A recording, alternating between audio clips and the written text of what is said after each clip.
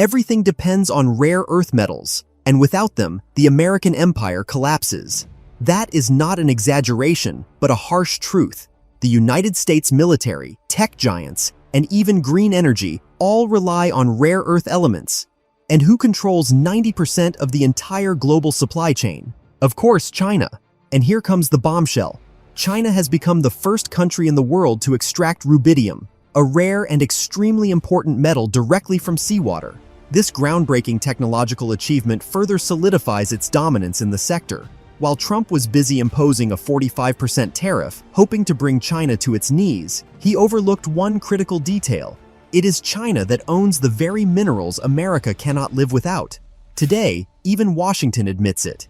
This is China's key advantage. And how did it respond? Calmly and quietly, it halted exports of rare earth metals to the United States. Panic broke out in the White House. That is why Trump's team hastily pursued a new deal, not for peace, but for survival. Now India and several other Asian nations are knocking on America's door, asking for a chance to replace China in this field. But can they truly compete? Or has America fallen into a new kind of trap? Let us examine this. Today, wars are not only fought with tanks and missiles. Modern battles are battles of magnets, semiconductors, and rare earths. And in this new kind of conflict, China holds the ammunition. Without elements like neodymium, dysprosium, and terbium, the modern world would simply grind to a halt. They are essential for electric motors, missile guidance systems, smartphones, wind turbines, and radar. But around 60% of global exports and more than 90% of rare earth processing capacity are in China's hands. For many years, the West, especially the United States and the European Union, underestimated this vulnerability. While they enjoyed the low cost of Chinese production, Beijing built a monopoly not only on the mining, but also on the industrial-grade refinement of these minerals. Now, after years of strategic complacency, comes panic. At the start of this year, China imposed new restrictions on rare earth exports, citing national security concerns. In reality, it was a subtle geopolitical message: do not test us. These restrictions affected several heavy elements that are vital to modern manufacturing, triggering shock across the West. By the middle of 2025, automakers and aerospace companies found themselves completely dependent on Chinese bureaucracy. Licenses are delayed, quotas are shrinking, and transparency is zero. America, once proud of its industrial independence, is now powerless. Yes, the United States has the Mountain Pass mine in California, but all the output is still shipped to China for processing because the United States simply lacks the necessary infrastructure.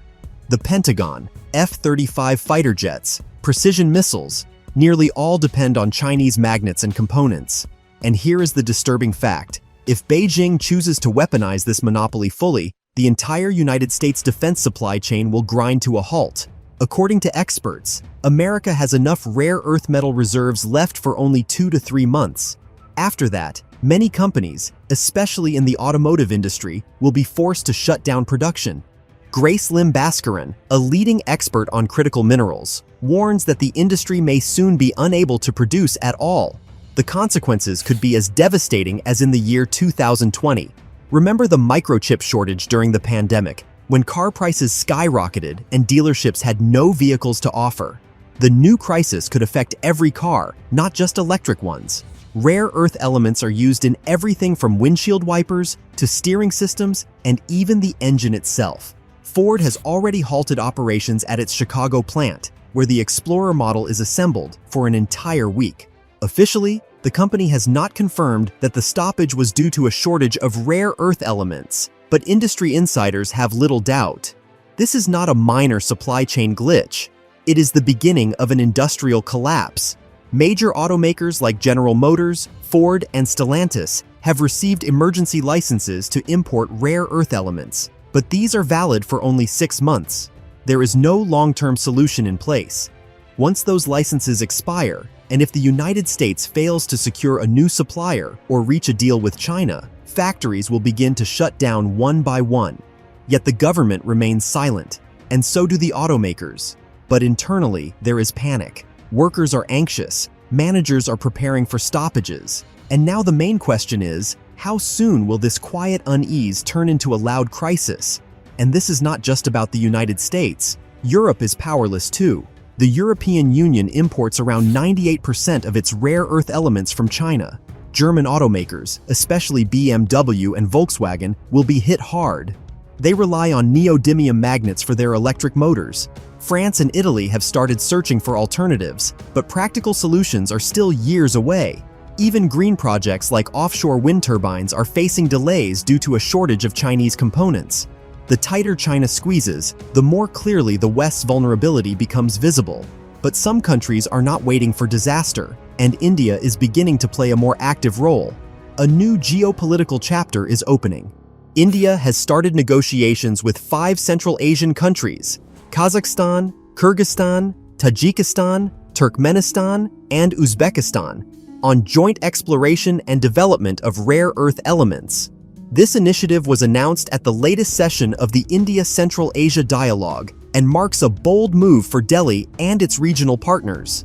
The goal is simple and clear: to reduce dependence on China, which currently controls key supplies of rare earth resources. These 6 countries hope to build an alternative supply chain that could one day challenge Beijing's monopoly. Central Asia remains largely untapped, but it holds immense mineral potential. In Kazakhstan alone, identified reserves of rare earth metals could become a strategic asset if developed properly. For India, this is not just an economic opportunity, it is a true strategic reorientation. Under Prime Minister Modi, the country is actively intensifying efforts to secure access to critical resources, including through the PLI subsidy program. Demand is rising rapidly, from the space agency ISRO and the company Bharat Electronics to private firms producing satellites, drones, and electric vehicles. And given that more than 80% of India's rare earth metals are currently imported from China, diversification is no longer a choice, it is an urgent necessity. But India is not limiting itself to exploration. Plans are being discussed to create regional knowledge-sharing hubs, enable technology transfer, and even jointly build processing infrastructure in Central Asian countries. If the project succeeds, India could shift from being a dependent buyer to becoming a key player in a new resource corridor, stretching from the Himalayas to the Caspian Sea.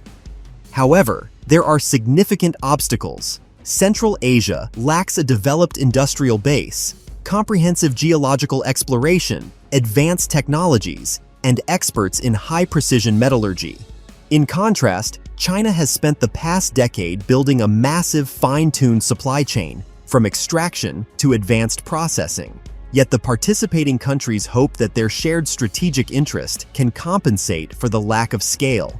Each of them recognizes the risk of overdependence on China and the strategic advantage of joint action. India has already proposed creating a working group to identify promising deposits and launch pilot projects funded by a joint investment fund.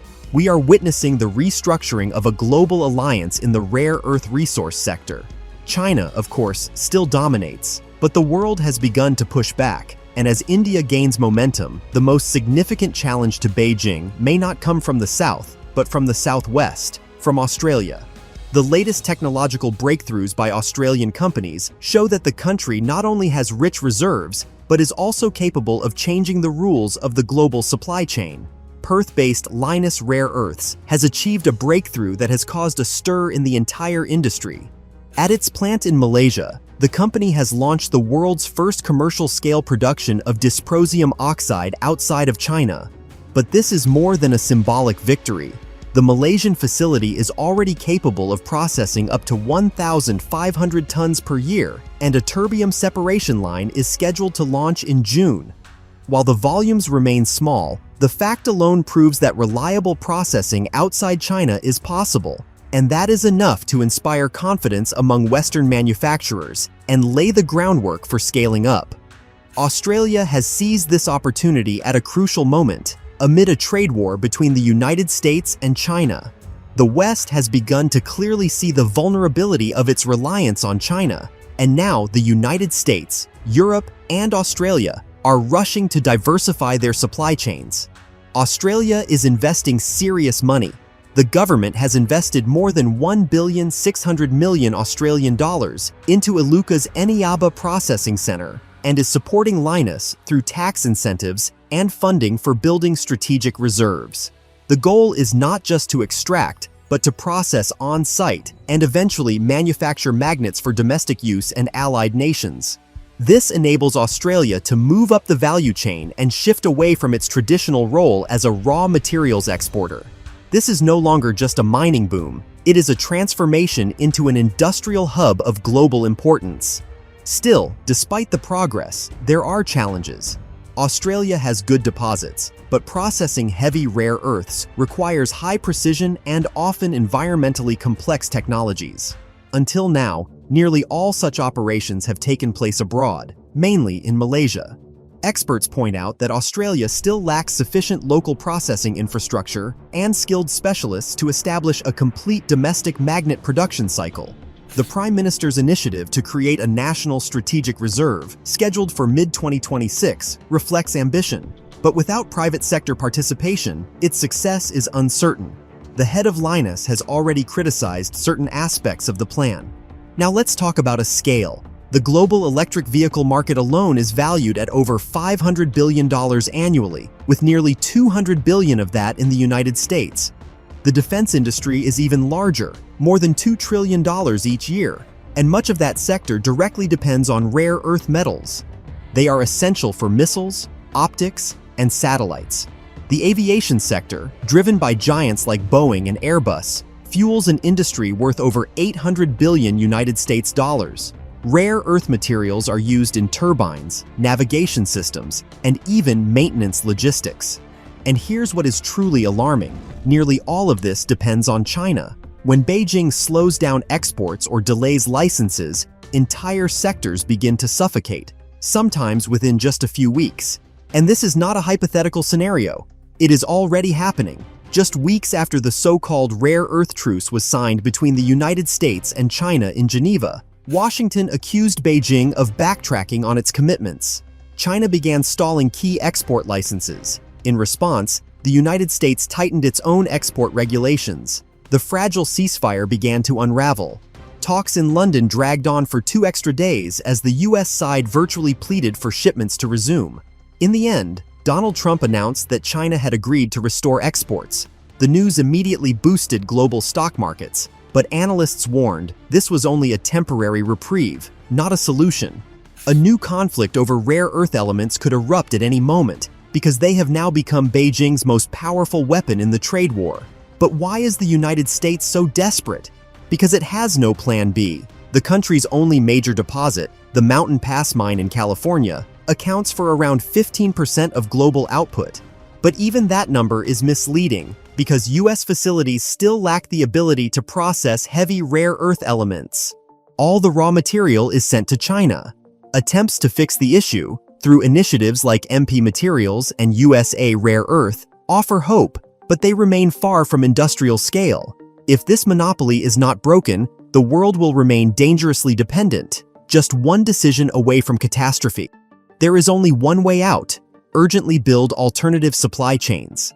The United States, the European Union, Japan, Australia, and India must treat this as a mission equivalent to a moon landing. That means billions of dollars in subsidies, accelerated mining permits, environmental exemptions, and tight international coordination. Not just extraction, but closing the entire loop from ore to finished magnets, either domestically or with trusted allies. But here is the bitter truth. All of this will take years, and the world may no longer have that time. Meanwhile, China is not standing still. It is deepening ties with Southeast Asia, expanding its resource access across Africa, and climbing to the top of the supply chain in permanent magnet manufacturing. With every passing day, its control only grows stronger. For the United States, the most urgent task is to secure a stable trade agreement with China to ensure that shipments continue. Washington claims a deal is already in place, but Beijing has yet to confirm anything. Will China agree? Or has America grabbed onto a straw that could snap at any moment? Subscribe to the channel to follow every twist in this battle, because a new chapter could begin very soon. Thank you for watching, and see you in the next video.